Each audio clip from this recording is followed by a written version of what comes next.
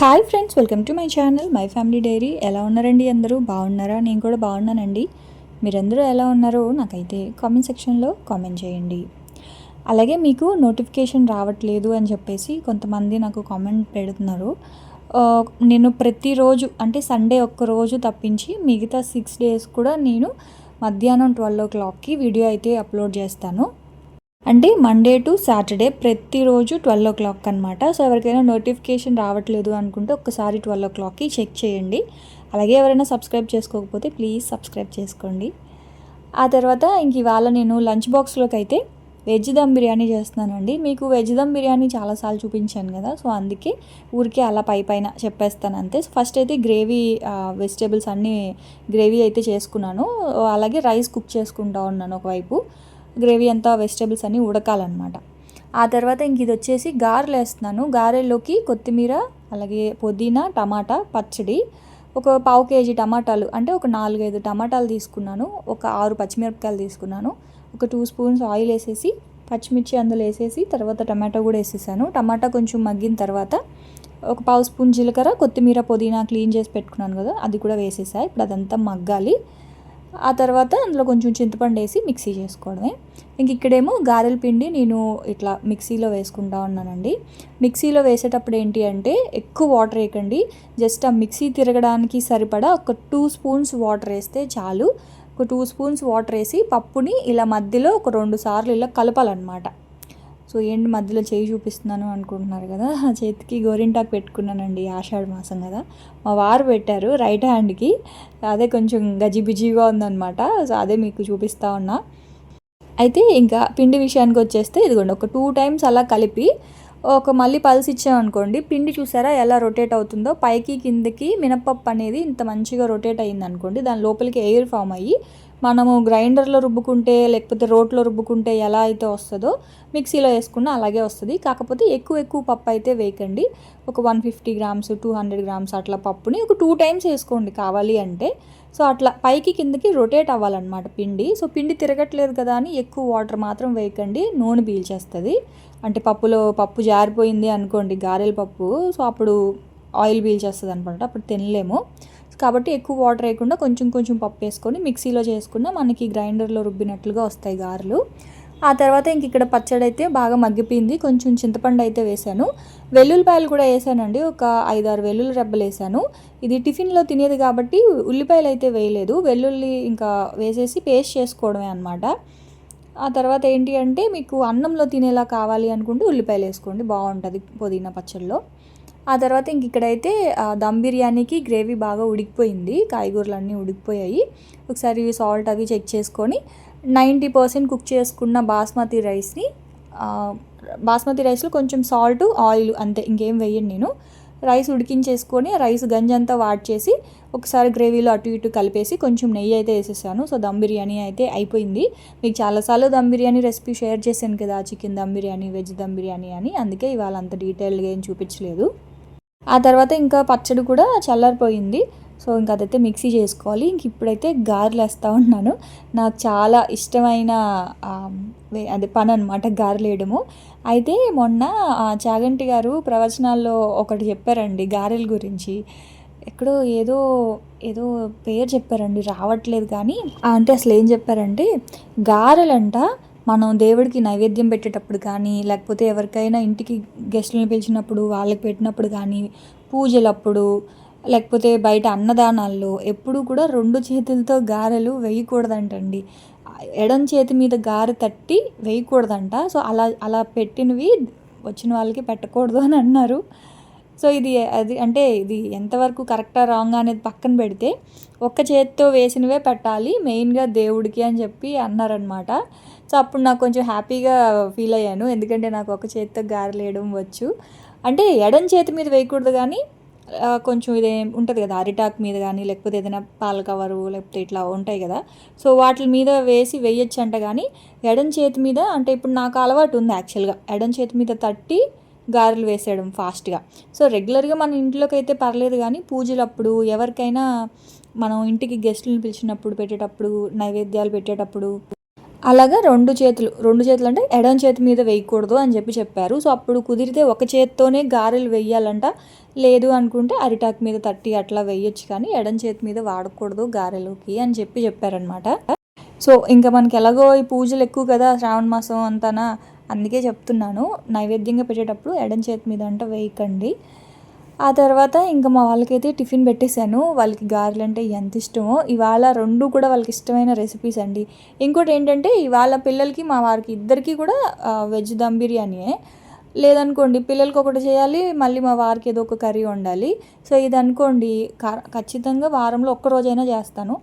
ఎందుకంటే మా వారికి ఇష్టమే, పిల్లలకి ఇష్టమే కాబట్టి ఖచ్చితంగా ఒక్కరోజు అయితే మాత్రం వెజ్ అయితే ఉంటుంది, అంటే వెజ్ దమ్ బిర్యానీ. ఒకవేళ వెజ్ చేయలేదు అనుకోండి ఖచ్చితంగా సండే చికెన్ దమ్ బిర్యానీ అయితే చేసుకుంటాము. ఆవిడ పిల్లలు చికెన్ తినకపోయినా రైస్ తింటారనమాట. ఇంకా బాక్స్లో అయితే ప్యాక్ చేసేసాను. ఇంకా వాటర్ బాటిల్స్ వాళ్ళైతే తింటూ ఉన్నారు, ఇంకా రెడీ అవ్వలేదు. సో రెడీ అవుతున్నారని ఇంకా వాటర్ బాటిల్స్ కూడా నేనే ఫిల్ చేస్తూ ఉన్నాను అనమాట. ఇంకా బ్రేక్ అయితే పల్లి లడ్డూలు ఉన్నాయన్నమాట. సో అవి పల్లి లడ్డు అలా ముగ్గురికి చెరుకు ఒకటే పెట్టా. ఒక బ్రేకే పెట్టాను. ఇంకో బ్రేకు ఆ ఫ్రూట్స్ ఉన్నాయి, పపాయ ఉంది, బనానా ఉంది. రెండు వద్దని చెప్పారు. ఇంక సరే అంటే వద్దని చెప్పి పెట్టామనుకోండి ఇంక తినరు, ఎందుకు అవి నలిగిపోతాయి, పాడైపోతాయి, ఈవినింగ్ వచ్చాక పెట్టొచ్చులే అని చెప్పి ఇంకా ఫ్రూట్స్ అయితే ఏం పెట్టలేదు. పల్లి లడ్డు ఒకటే ఉంటే అవి ముగ్గురికి ఒక 3 అయితే పెట్టేసి వాటర్ బాటిల్స్ పెట్టేసాను అనమాట.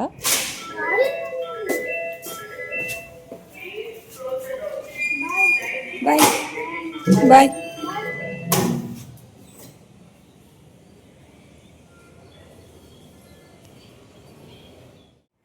ఇంక వాళ్ళైతే వెళ్ళారండి. వాళ్ళు వెళ్ళిన తర్వాత ఒక్క 5 నిమిషాలు అలా కూర్చొని ఏదో ఒకటి తాగి ఇంకప్పుడు మిగతా పనులైతే స్టార్ట్ చేస్తానన్నమాట. అసలు ఎన్ని పనులు ఉంటాయంటే ఇవాళ ఉదయమే మిషన్ వేసేసాను. సో అదైతే అయిపోయింది. ఇంకా ఆరబెట్టేస్తా ఉన్నా అనమాట. అంటే బ్లాంకెట్స్ ఉన్నాయి, ఎండ వస్తుంది. ఈ ఎండ బాగా వస్తున్నట్టే ఉంటుంది, సడన్గా వర్షం పడిపోతుంది. అంటే ఇంక వర్షాకాలం కదా, దాన్ని కూడా మనం తప్పట్లేంలేండి. సో ఇక్కడ ఏంటి అంటే ఎండ వచ్చినప్పుడు బాగా ఎండిపోతుంది, వర్షం వస్తే అలాగే తడిచిపోతాయి. అందుకనేసే ఇంకా ఉదయాన్నే ఇంకా ఎండబెట్టేసాను. బ్లాంకెట్స్ ఉన్నాయండి, అన్ని బట్టలు ఉతికేసాను కానీ 2 బ్లాంకెట్స్ మాత్రం ఇంకా అలా పెట్టేశాను అనమాట అందులో. సో అవైతే ఇప్పుడు మిషన్ వేసేస్తూ ఉన్నా. ఇవి మేడ మీదకి తీసుకెళ్ళి ఆరబెట్టాలి. ఇంకా అందుకే ఇవాళ ఎండ వస్తూ ఉంది కదా, ఒక 1 అవర్ ఎండినా చాలు మంచి ఎండలో, లేదంటే ముక్కు వాసన వస్తాయి. సో ఇంకా అవైతే మిషన్ అయితే ఆన్ చేసేసాను. ఇంకొక లోడు చిన్న బట్టలు అయితే ప్రాబ్లం లేదండి. ఇక్కడ ఇటువైపు 2 వాష్ ఏరియాలు ఉన్నాయి కాబట్టి పర్లేదు, రెండిట్లో వేసేస్తున్నాను. ఇలా పెద్ద పెద్ద బెడ్షీట్లు, బ్లాంకెట్స్, బొంతలు ఇలాంటివి అయితేనే కొంచెం కష్టం అనమాట. సో ఇంక అవైతే మిషన్ వేసేసి ఇవాళ నేను బియ్యం పిండి ఆడించుకుందామని, మొన్న అమ్మ ఇవి పంపించింది కదా బియ్యము, అంటే ఇవి ఉప్పుడు బియ్యంతో మనం ఇడియాపం చేసుకున్నా, లేకపోతే దోశలు వేసుకోవచ్చు, ఇడ్లీ పెట్టుకోవచ్చు. అలాగే స్నాక్స్ రెసిపీస్ జంతికలు కానీ, లేకపోతే మనం ఎక్కువగా రేషన్ బియ్యం ఆడిస్తాను నేను. సో ఈ బియ్యం చాలా బాగున్నాయి, మంచిగా నీట్గా ఉన్నాయి. సో అందుకని ఇవైతే వాష్ చేసి పిండి పట్టిద్దామని చెప్పేసి ఇంకా కడిగి ఆరబెడుతున్నాను.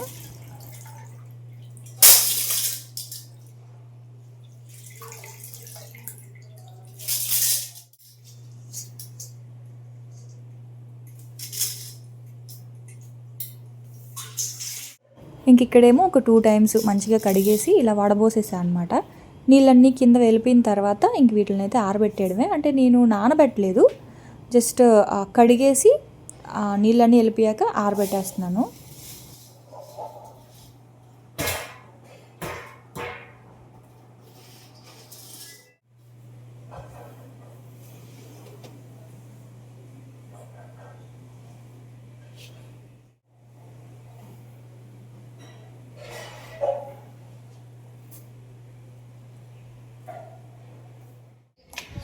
హాయ్ అండి, మేడపైకి వెళ్తున్నానండి బ్లాంకెట్స్ ఆరేయడానికి. లిఫ్ట్లో వెళ్ళొచ్చు కదా భారతి అంటే, యాక్చువల్గా లిఫ్ట్ అటువైపు ఉంది, నేను ఇటువైపు లిఫ్ట్లో వచ్చా. అది 5th ఫ్లోర్ వరకే ఉంది, పైన టెర్రస్ మీదకి లేదనమాట, నాకు తెలీదు. సో అటువైపు లిఫ్ట్ అయితే పై వరకు ఉండేది, టెర్రస్ వరకు.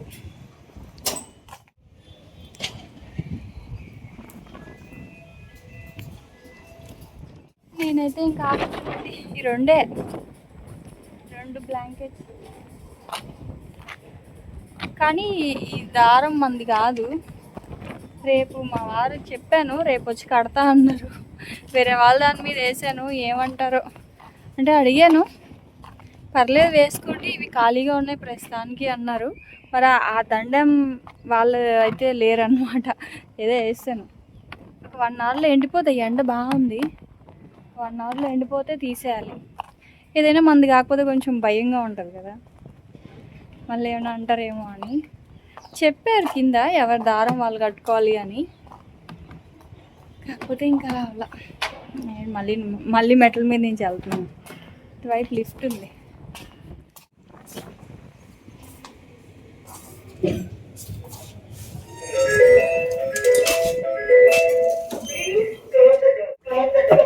వేస్తున్నాను బాబు.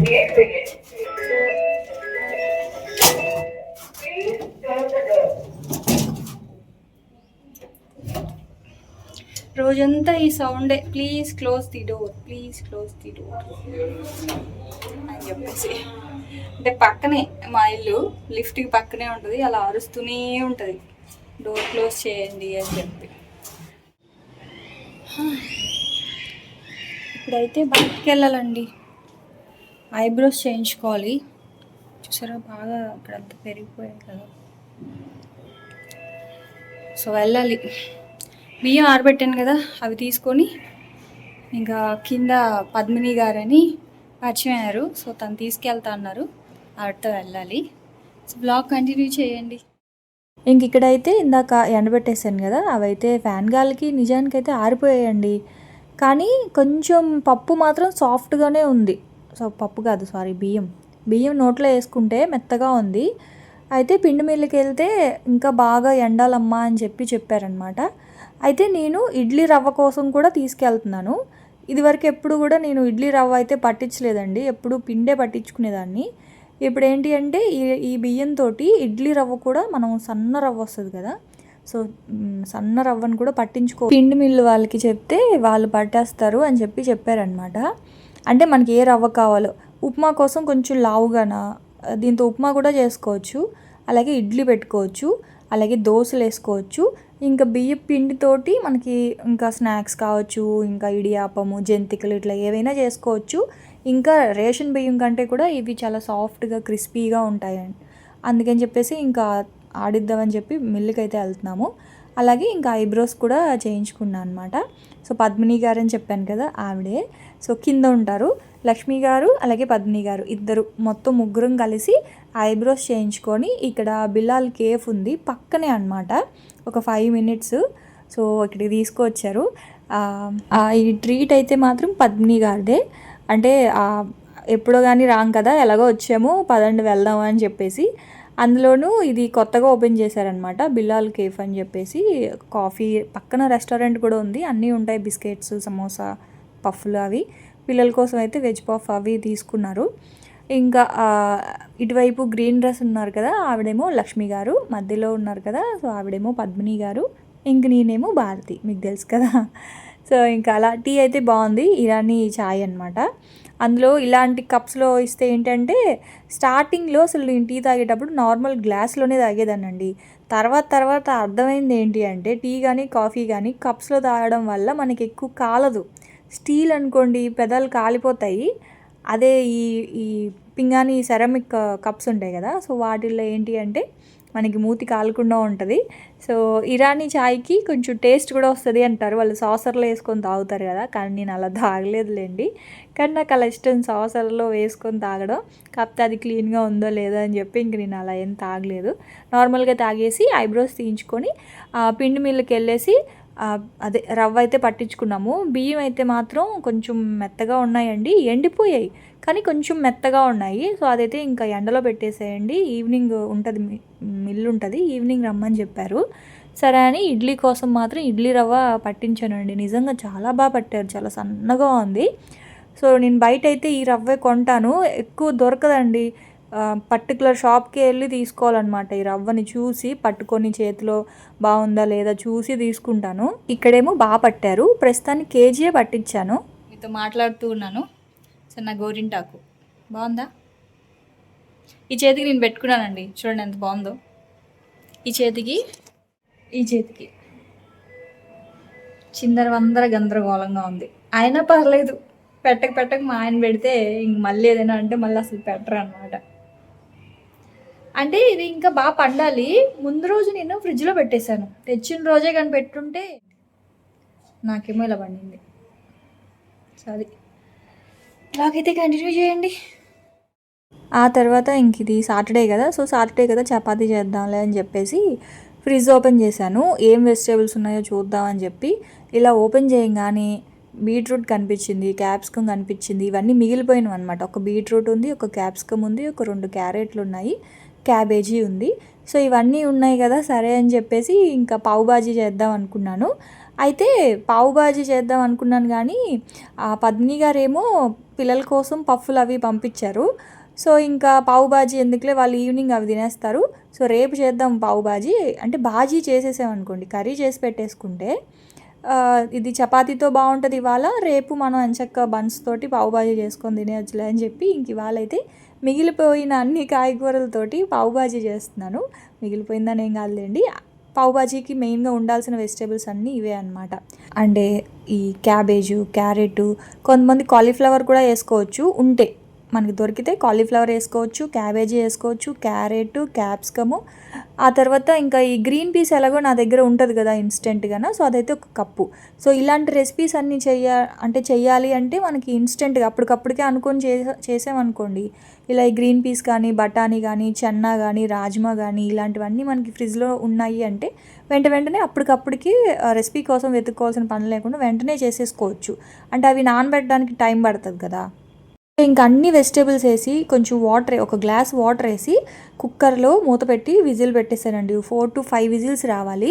సో అదంతా ఉడికిన తర్వాత కర్రీ ఎలా చేయాలో చూపిస్తాను. చాలా ఈజీ సింపుల్ మెథడ్ అనమాట పావు బాజీ.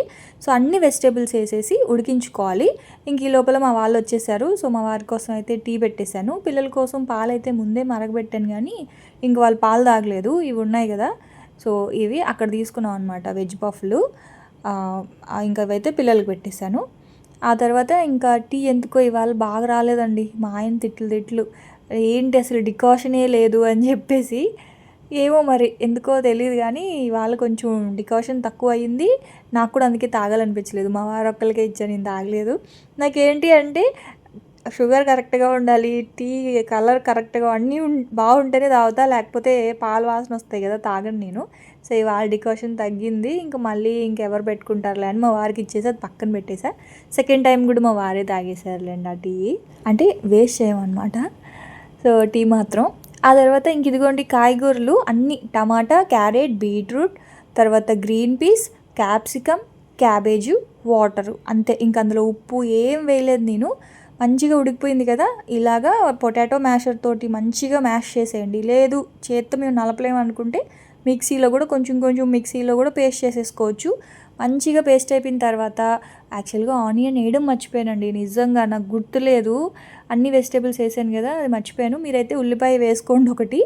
ఆ తర్వాత ఇంక ఇక్కడ కొంచెం వెడల్పాటి కడాయి ఉంటే బాగుండదేమో అనిపించింది నాకు, మెయిన్గా ఐరన్ కడాయి.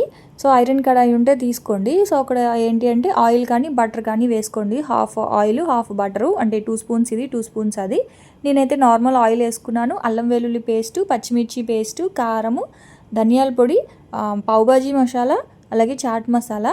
ఒకవేళ పావుబాజీ మసాలా లేకపోతే నార్మల్ ఆచి గరం మసాలా వేసుకొని చాట్ మసాలా వేసుకోండి, బాగుంటుంది. అన్ని మసాలాలన్నీ వేసేసిన తర్వాత కొంచెం బాగా వేయించేసి ఆ తర్వాత ఇందాక మనం బాగా మెదిపి పెట్టుకున్న ఈ వెజిటేబుల్ గ్రేవీ ఉంది కదా, సో వెజిటేబుల్స్ అన్నీ అందులో వేసేసి కొంచెం వాటర్ వేసేసి కొత్తిమీర వేసేస్తే అయిపోయింది. ఉల్లిపాయ అయితే మాత్రం మర్చిపోయానండి నేను. ఉల్లిపాయ ఉడికేటప్పుడే అందులో వేసేయాల్సింది, మర్చిపోయాను. సో మీరైతే ఉల్లిపాయ మర్చిపోకండి, వేయకపోయినా ఏం కాదు, కానీ ఉల్లిపాయ టేస్ట్ కూడా ఉంటే బాగుంటుంది కదా. సో ఇంక ఇట్లా అయిందనమాట ఇవాళ నా మతిమరుపుతోటి ఉల్లిపాయ మిస్ చేశాను. సో ఫైనల్గా కొంచెం కొత్తిమీర వేసేసుకొని కూరని సిమ్లో పెట్టి మంచిగా ఉడికించుకుంటే పావు బాజీలో బాజీ రెడీ అండి. సో పావుస్ కనుక ఫ్రై చేసుకొని బటర్లో కలుపుకొని, అంటే బటర్లో ఫ్రై చేసుకొని తినేస్తే పావు బాజీ అయిపోద్ది. లేదు అనుకుంటే ఇలా చపాతీతో తినొచ్చు, ఇడ్లీతో తినొచ్చు, దోసతో తినొచ్చు, దేంతో తిన్నా సరే హెల్దీ రెసిపీ అని చెప్పొచ్చండి ఇది మాత్రం. ఎందుకంటే అన్ని రకాల కాయగూరలు వేసాం కదా, సో అన్ని వెజిటేబుల్స్ చాలా హెల్దీ వెజిటేబుల్సే. దీనికి ఎక్కువ ఆయిల్ అలా కూడా ఏం పట్టదు. సో బటర్ అనేది ఆప్షనల్, మనం ఎంత కావాలన్నా వేసుకోవచ్చు, వేసుకోకుండా కూడా చేసుకోవచ్చు అనమాట. సో ఎక్కువ క్వాంటిటీలో బటరు నెయ్యి ఇవి వేసుకొని కావాలి అన్నా సరే చేసుకోవచ్చు. సో నిజంగా కర్రీ మాత్రం చాలా బాగుంటుంది, చాలా టేస్టీగా ఉంటుంది. ఇది చపాతీ దోశలతో అయినా సరే, పావుస్తో అయినా సరే. సో ఇంకా మామూలుగా అయితే నేను ఈవినింగ్ ఇలాగా పావు బాజీ లాగా తినేసి నైట్కి చపాతీతో చేద్దాం అనుకున్నాను. ఇంకా పఫ్ అవి తినేసారని చెప్పి ఇంకా అలా చేయలేదు నేను. సో ఇంకా పిల్లలకైతే చపాతీ అయితే కాల్చేసాను, ఇంకా అది వాళ్ళకి ఇచ్చేయడమే అనమాట. సో అదండి ఇంక ఇవాల్టి నా వ్లాగు అలాగే రెసిపీస్. సో చూసారు కదా ఎలా అనిపించింది మీకు రెసిపీ అని చెప్పి నాకైతే కామెంట్ సెక్షన్లో కామెంట్ చేయండి. అలాగే సబ్స్క్రైబ్ చేయని వాళ్ళు ఎవరైనా ఉంటే సబ్స్క్రైబ్ చేసుకోండి, లైక్ చేయడం అస్సలు మర్చిపోకండి. రేపటి వ్లాగ్లో మళ్ళీ కలుద్దాం, అప్పటి వరకు ఉంటాను. Bye friends, bye.